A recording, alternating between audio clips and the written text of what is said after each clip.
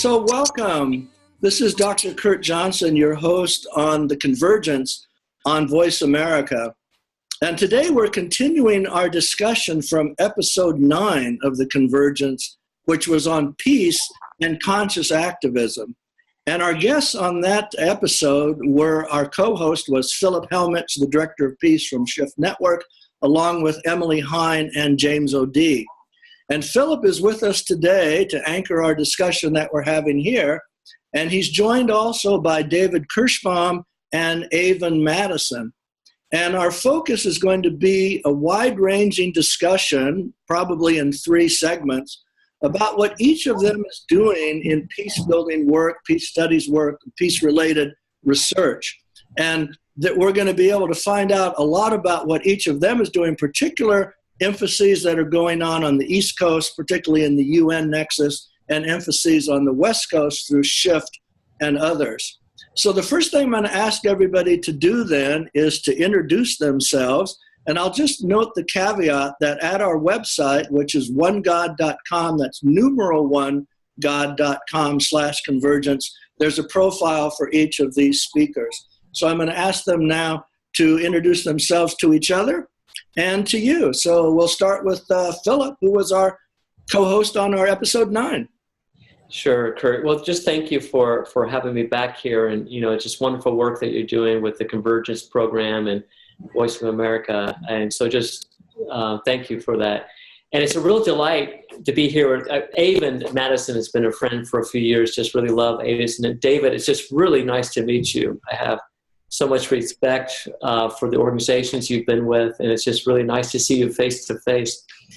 And Kurt, as you mentioned, I serve as the Director of Peace at the Shift Network and been there for going on 7 years. Prior to that, I was with Search for Common Ground for 14 years and also served with the Peace Corps in Sierra Leone, West Africa. So that's just a brief thumbnail background there. All right, great. So David, you take a turn. Okay. My home non-government organization, NGO, is NonViolence International, and we are very involved at the United Nations. And what's happening right now at the United Nations is the United Nations has created these 17 goals they call the Sustainable Development Goals to guide their work for the next 15 years. But what's happening, which is unprecedented, is that the UN resolution that creates these goals also created this system called the Major Group System, which is a way for all the non-members across the world, all the major constituencies, to get involved in a very formal way with the implementation of these goals. And the goals cover every topic you could imagine, environmental, governance, human rights, animal rights. It's just amazing. And then we're all invited to participate under the guidance and with the help of UN staff. And this is unprecedented in the history of the United Nations. And so we're involved in creating a what they call a peace cluster. It's a thematic cluster on peace issues, and then a major group on peace issues to be involved in this process and bring the peace perspective into the process around these goals, to implement these goals directly to the member states. And since the beginning of the UN, in many ways, the peace issues have been marginalized. But in this way, it's like an opportunity for the peace issues to be introduced back into the discussion in a formal way, supported by UN staff. And it's just a tremendously exciting process to be a part of. And this actually leads to action on the ground. There's tremendous pressure to realize these goals across the world. And so it's not just a matter of talk, it's a matter of action. Yeah, so David, thank you so much. And we're going to be delving into that all in a lot more detail. So let's go over to Avon now, who, those of you who are watching, you see her on the telephone icon because she wasn't available by video today. So Avon, tell us about who you are and who you're with and what's going on, and then we'll actually field an initial question to kick around. Well, it's a privilege to be on this call with each of you, and thank you, Kurt, for this offering that you are doing through Convergence and Voice America. Building upon what each of the prior two Philip and David have spoken of, and I was going to refer to the SDGs as well. I will just briefly say that I am very connected with an organization as a co-founder and president of Pathways to Peace. And this is an organization that has worked to, over the last 40 years, to bring greater participation amongst the civil society and non-governmental organizations with the United Nations, but also the United Nations to open up much more to the input of civil society. And so in that particular regard, we worked with the United Nations to help, along with many others, establish a Universal Day of Peace. So this was during the Cold War. I can speak more about that later. To also work particularly with a very dear colleague at the United Nations to help establish a field called peace building that basically allows all of us, every person, to understand that they are a peace builder in a particular kind of manner, and the field of peace building to recognize that as a formal field. And then to also talk about introducing the whole concept of a culture of peace. And I'll just say that if you imagine, when you look at the UN website regarding the Sustainable Development Goals, if you see the outer circle that encompasses them all, that would be peace, just as David was speaking of. And I will conclude there for the moment. Okay, great. Thank you so much. Well, Philip, you've already heard quite a bit now from David and Avon. That's a really good start. So why don't you say a bit more then about everything that you've been developing at SHIFT, and particularly so that those of us that have been so involved in these East Coast-based initiatives really have a sense of this breadth of major things that you've been doing for several years out of California. Sure. Well, first of all, it's just, again, I just love hearing from David and Avon, and it's just a reminder of the decades, if not hundreds of years of peace efforts that have been happening throughout humanity, and that we're all standing on those shoulders moving forward.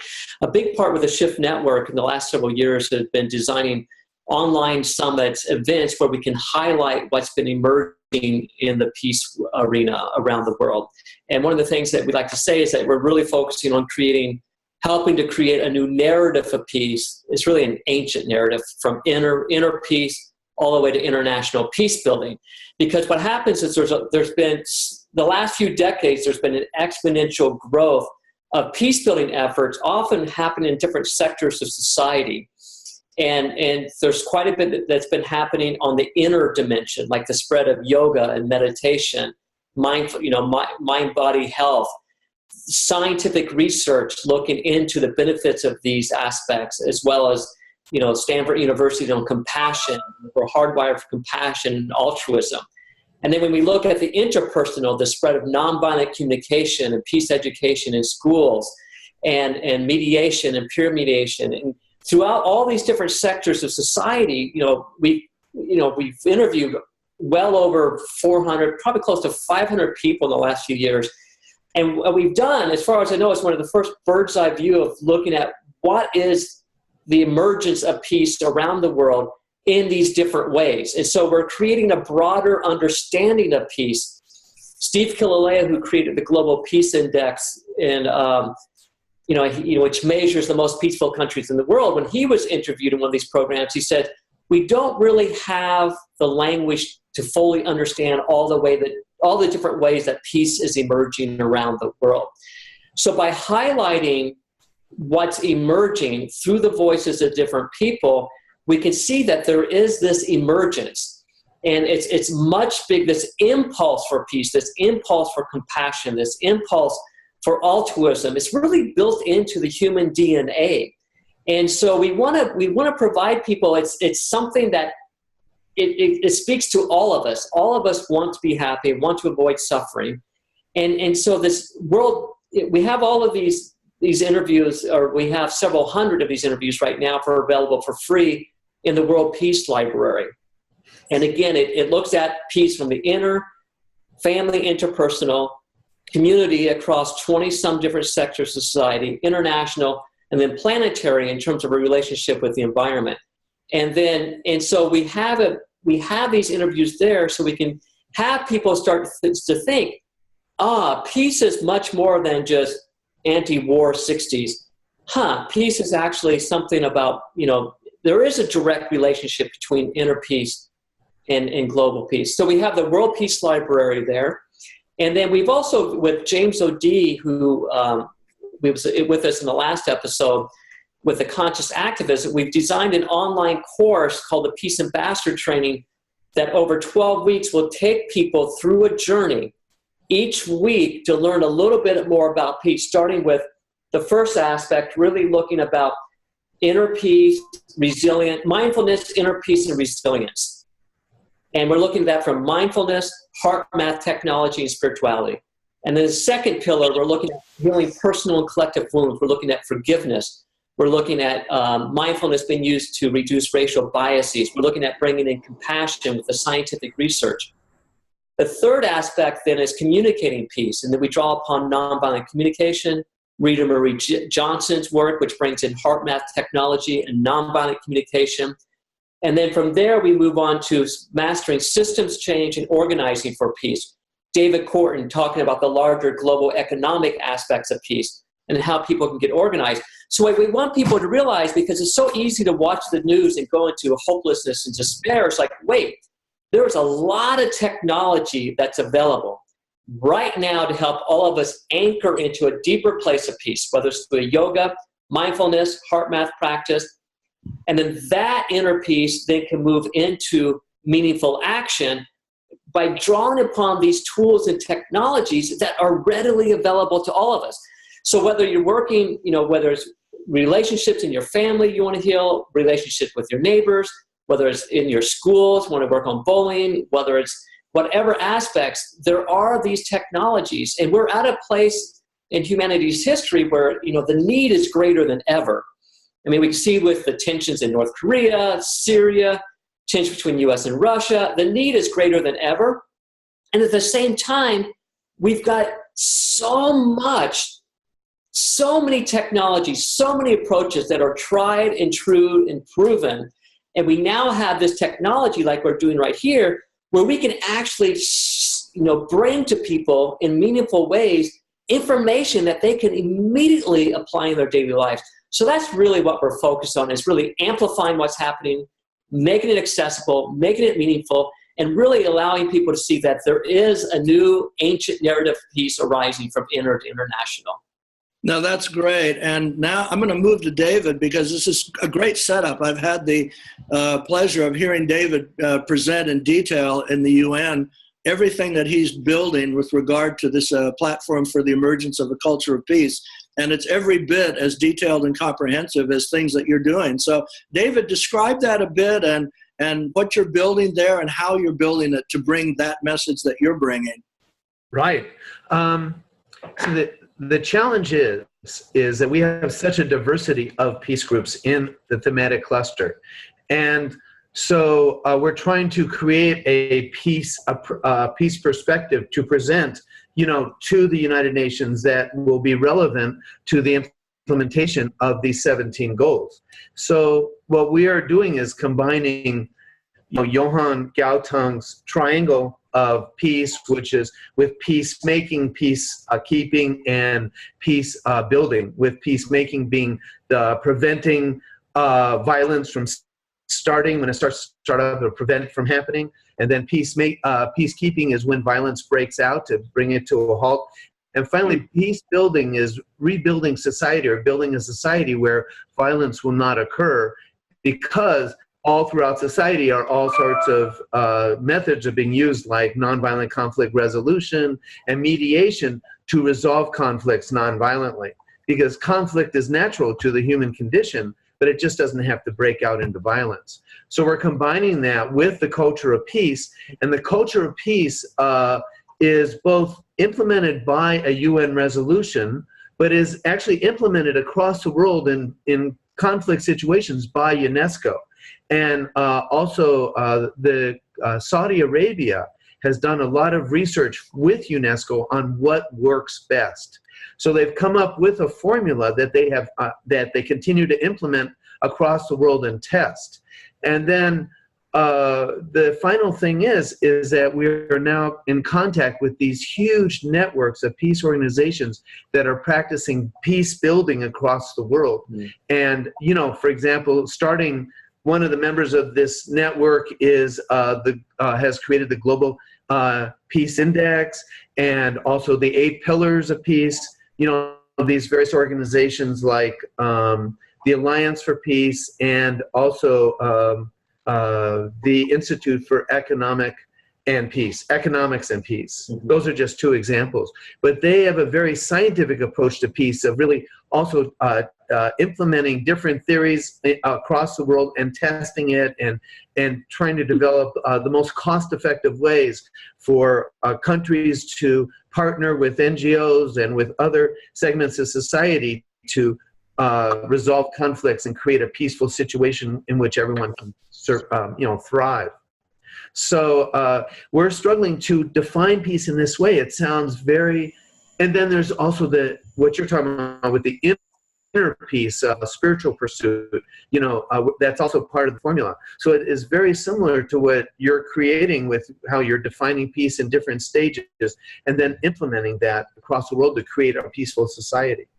Yeah, that's great. So we're going to close out in a bit. So what I want to do, since we're going to have a chance to come back and continue the conversation, is go to Avon now and have her kind of respond to what she's heard, and maybe give us a little bit of a wrap-up about what she's heard and where she hopes this can go in the next segments when we have even more time to talk on with each other. So, Avon. Well, I'll be very brief, knowing that we're winding up. And it's just wonderful to hear this overlap that both of you are involved with, knowing, of course, the Shift Network very well, and also what you are doing, David, at the UN. And I think the simplest thing I can say is that what the work of Pathways to Peace has done and has been to work to establish the field of peace building, so that we could work with UNESCO on what they were doing with the International Decade, et cetera, and also to utilize a single day of the year, as well as the field of peace building through the establishment of the Culture of Peace Initiative, which was back in '84, which was the first local, global, personal, planetary, at all levels, an initiative bringing together and highlighting peace builders around the world where there wasn't even a terminology that was using to demonstrate an emerging culture of peace. And this was used as helpful for the United Nations to then establish a field called peace building, and to also begin to use the term culture of peace. I will just say the following, is that what I'm hearing is so delightful, because this next generation of what is happening with the Shift Network was involved with that when peace was first being established, was introducing and supporting them in that particular manner, whatever way we could, and have assisted with various organizations, because Pathways to Peace is both sort of a pioneering peace-building organization, but also builds cooperation amongst very diverse organizations, groups, networks, etc., and has done that through the Culture of Peace Initiative, which is now in its next iteration with so many of you, such as what David is doing and Shift Network is doing with Philip and Stephen Dinan, and so many others. And there are about 1,000 organizations that have been connected with the Culture of Peace Initiative. And I would just say that this next generation of what is now involved with the UN, but also involved with the implementation of peace and peace building along all these diverse pathways, because when everyone understands, as each of you has said, that there are all these different pathways to peace, so to speak, and also the fact personal and planetary are inseparable. So that means both our own innate, as we use as a definition of peace, peace is both an innate state of being and a dynamic, transformative, evolutionary process of action. And so this leads to this diversity of expression of different sectors or pathways of peace. And this is one of the reasons that there's now a very definitive local global focus point for humanity at this time of the Great Turning that has been accepted by most of the nation states and also engaged and drafted by and worked on. We've been involved with the drafting of the SDGs as well as many other organizations. This is the first time in history that we actually have sort of a plan of action for honoring the fact that there is a field called peace building, honoring the fact that we are building a culture of peace along these diverse ways, along the 17 Sustainable Development Goals. So it's a way that everyone can find a way to fit their program, network, organization, or individual offering, whatever the gift is that they have to offer toward peace as a peace builder, to something that is going to change the course of history. Okay, so that is a great start, and we're going to look forward to coming back for another segment here in a moment. You're listening to a discussion on peace and conscious activism with Philip Hellmich, David Kirshbaum, and Avon Mattison. So we'll be back for another second in a moment.